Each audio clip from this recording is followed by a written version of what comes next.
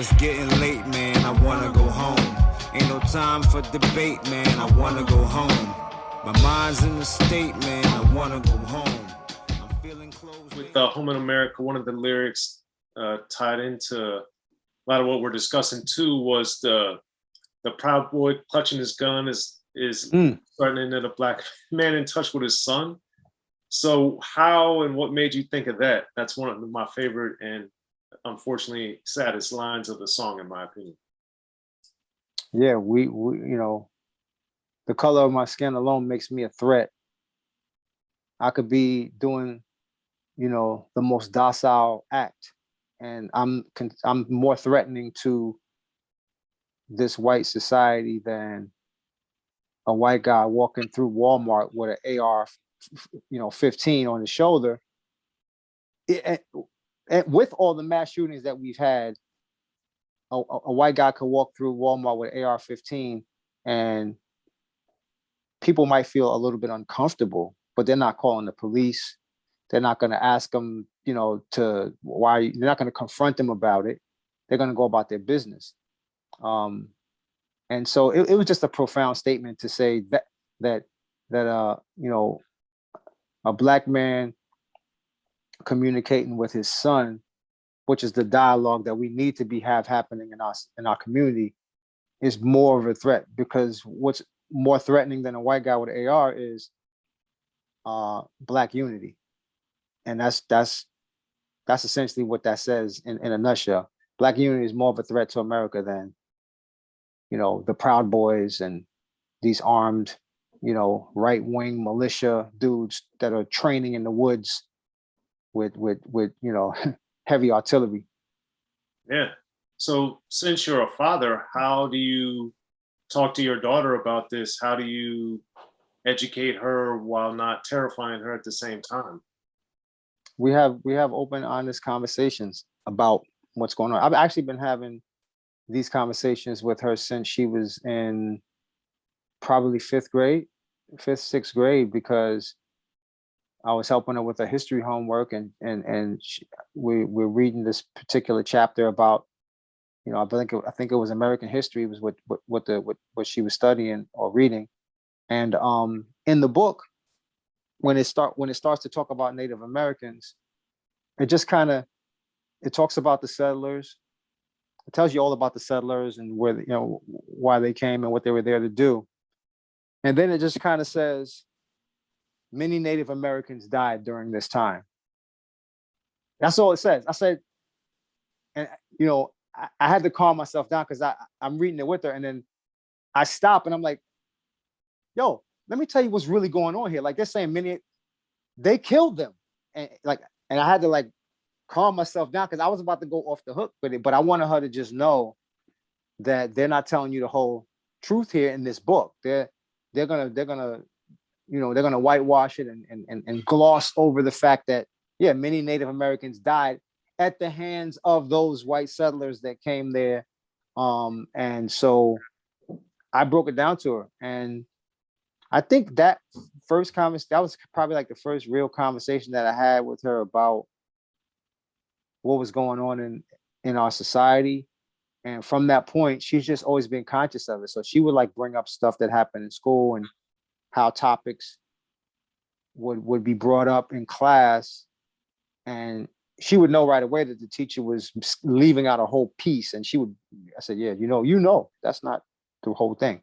She's like, yeah, but she's on point now, man. She knows what's going on. She actually had to, she actually wrote a letter to her principal very recently, because her school had a LGBTQ recognition day, and she didn't understand why they had this day to recognize LGBTQ, but they've never considered having recognition of the many Black lives that have been lost over the last couple of years at the hands of unarmed people, at the hands of police. And so she wrote a letter that led to a huge dialogue with not just the principal, but the assistant principal, several other students.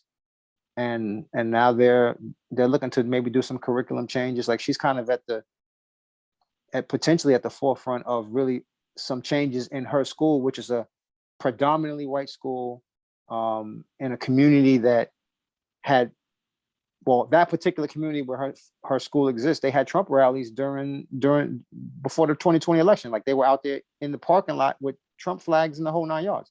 So she's in the lion's den, but she's well equipped to deal with these lions. Well, that's incredible. Congratulations, man. That's awesome. Yeah. With Home in America, also, one of the things that I was thinking about too is, speaking of home, that the concept of home that you bring up throughout Home in America, and like that's where you're supposed to feel safe. But obviously for you, and knowing about you growing up and everything, I know that that's been a constant in going to school, being bused to school, and all the different things you've done and experienced in your life, that's been somewhat of a recurring theme of an unease that you've had. Yeah. So with Home in America, how did you integrate that lifelong tension into the song? I just pulled from my true feelings. The best songs that I write come from true life experiences, and that's where I drew from. I thought about that the fact that you're supposed to be safe when you're home, and it goes all the way back to even my old neighborhood where I grew up in Brownsville, Brooklyn, because I never truly felt safe there either, because there was always stuff going on, and something could happen to me at the hands of somebody in my own community. If I had the right piece of jewelry on or the right coat on, I could be, murdered for what I had. So I would say throughout, there's always been a sense of not really feeling fully comfortable and safe at home. College, same thing. And now, just as an adult, now living here in this country with everything that's been going on, you just feel less easy. And so I didn't want the song to sound like I want to go back to Africa song, but I did want to start a dialogue at least about it. I remember back I want to say it was like the 70s, early 70s, that there was like this big migration of Black Americans going back to Africa, and they actually, the idea was to start their own country, Liberia. And I remember my mom kind of I feel like I was young, but I feel like I remember hearing that conversation happening around me as a kid about, maybe going back to this new country that we've formed, the Americans, Black Americans going back to Africa to form this new country, Liberia. And I actually, as an adult, recently, in the last year or so, I just read up just to see whatever came of Liberia. And it was actually an interesting read. Strangely enough, the Black Americans who went back there to start that country, I mean, it was already a country, right? But when they got there, they became they took power, and they held all of the highest offices in that country, the government offices, and the native Africans that were already living there became oppressed by them. How crazy is that? Yeah, I read about it on Wikipedia, and there was this split between the two societies there. It was all these outsiders that came from America and moved here with all their money and bought everything up and own everything, and now are empowered, controlling the government and everything.